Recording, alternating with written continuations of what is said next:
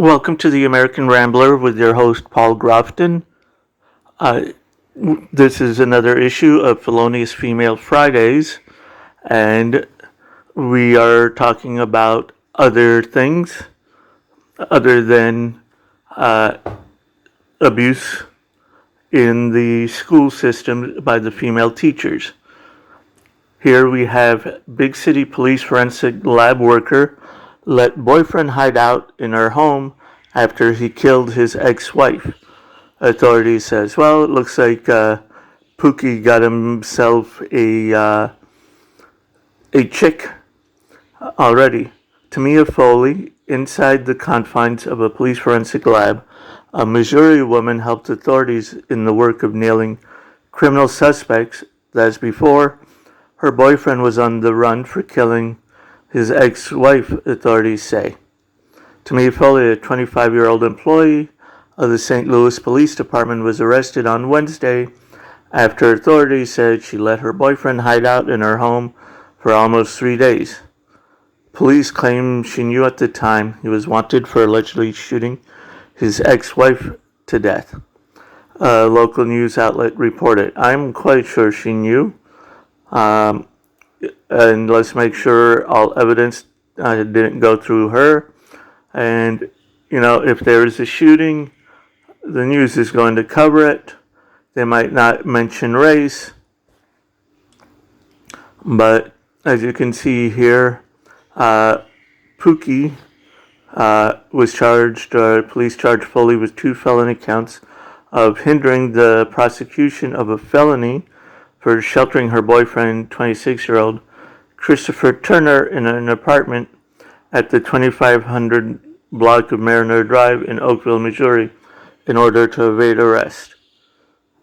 Well, so one of the things first mistake Christopher Turner made was to get married. Second mistake Christopher Turner made was to kill his wife. So, and then Tamia Foley, lost her career all for Pookie. This one might not seem like a criminal act, but it still is a criminal act. But she's encouraged to do it and is not going to be prosecuted by the government. Okay. The head of the Center for CDC is extending the eviction moratorium when the Supreme Court cited that this was illegal. You cannot do that. Congress must do it. Congress did not take it up and told the CDC, go ahead and do it. We're not going to do anything.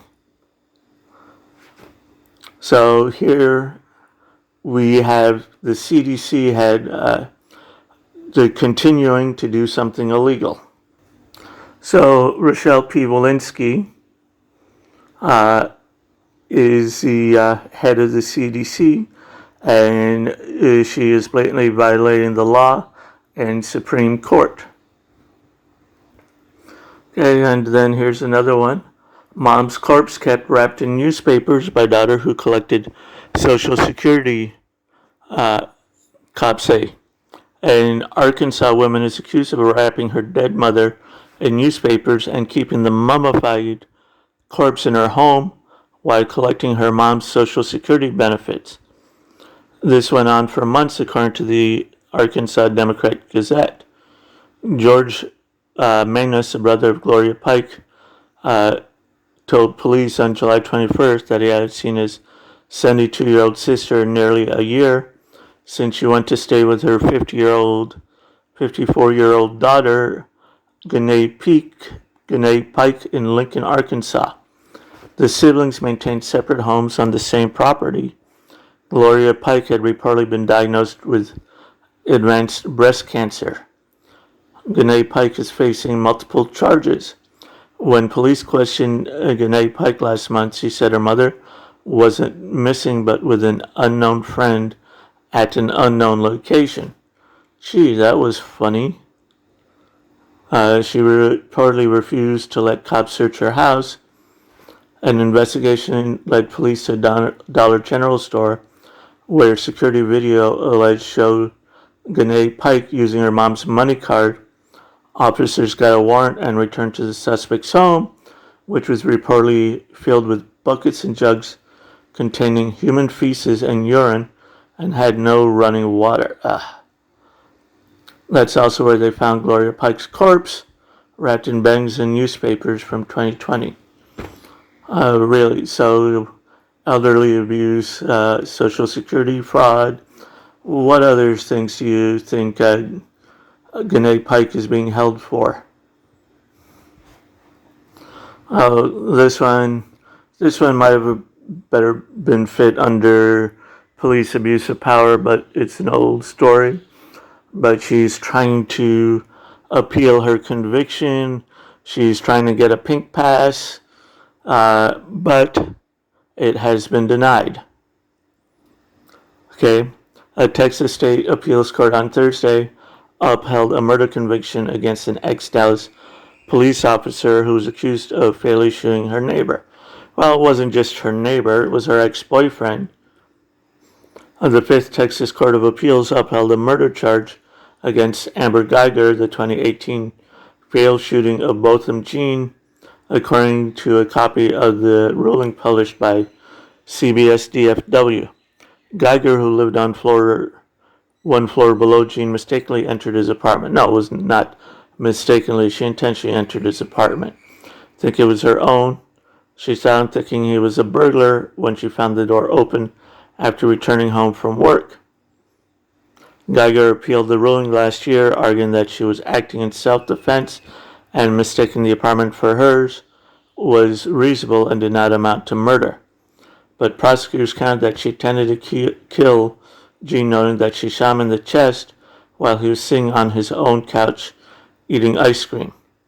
Oral arguments in the appeals were heard in late April.